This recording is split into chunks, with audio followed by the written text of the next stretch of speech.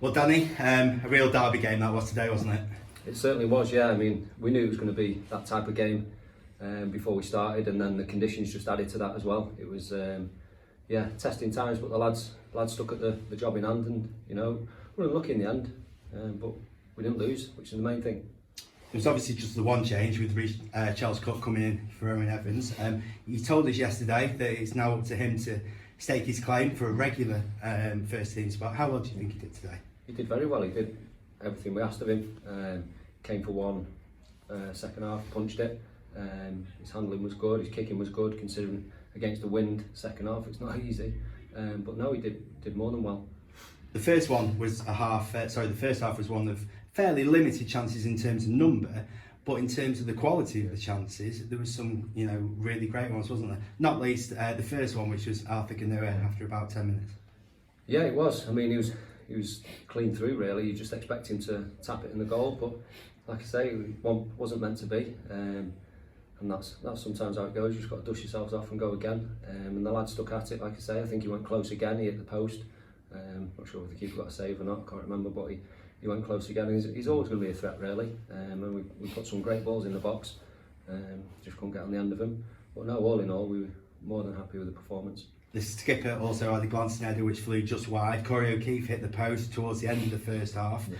That said, would you have liked us to have tested the keeper more during that opening period? Yeah, you always like to. I mean, you're always telling the lads you need an end product as much as possible, whether it's a cross or a shot or testing the keeper. Like we should have done a little bit more. But I can't fault them really because it is testing conditions out there. The wind didn't help at all. It's dry and bobbly, so it is difficult. What was your half-time message? Because on one side of the coin we went in goalless, but on another we could have been 2-0 up, dare we say. Yeah, I mean it's one of them. You just got to keep them grounded and say, look, this is what you've done first half.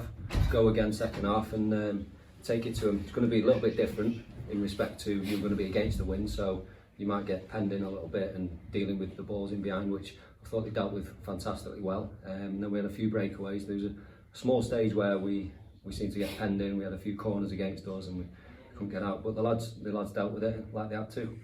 As you alluded to, start of that second period, we sort of had to weather a little bit of a storm, didn't we? So how well did we do to defend and clear our lines during that time?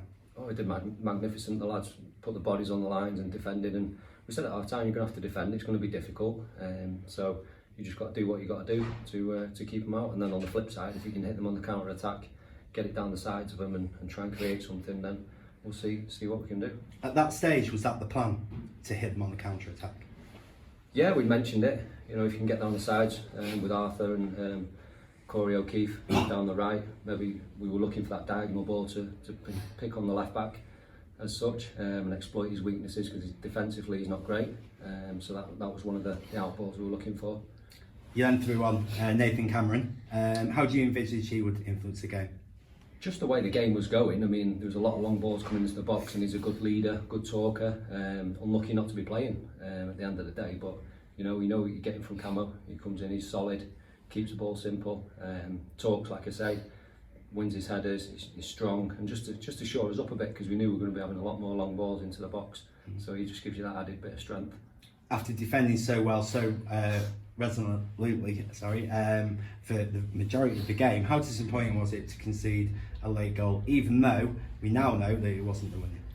Yeah, it's not easy. I mean, the corner it came from and subsequent goal, and I don't think we got out to the ball quick enough, so it allowed him to have a shot, which is unfortunate, but that's the way it goes.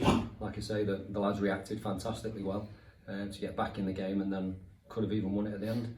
Exactly, and we went almost straight down the other end of the pitch, started showering their goalkeeper with shots and things like that, and ultimately we got a deserved penalty, which from my point of view was cast iron. Do you share that same view? Yeah, my initial thought was that it was a clear handball, and rightly so, sent off. I'd have to see it again just to make sure, but I'm pretty certain the ref got it right.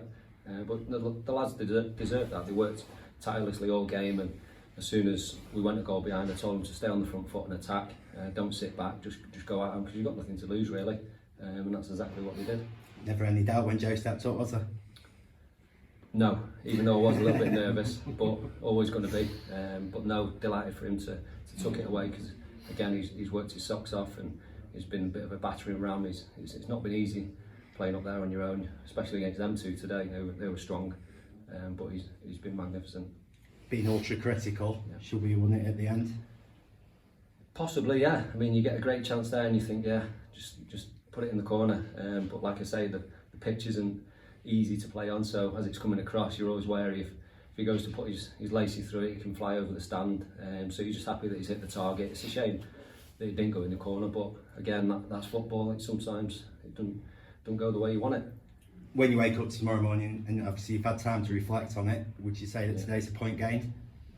Yeah, always, yeah. I mean, you've got to look at the positives, the way the lads dug in under testing conditions, and put the bodies on the line, and you know, on another day, you win 2-3-0 maybe if you take your chances, but obviously it wants to be, but we're unbeaten, so we move on.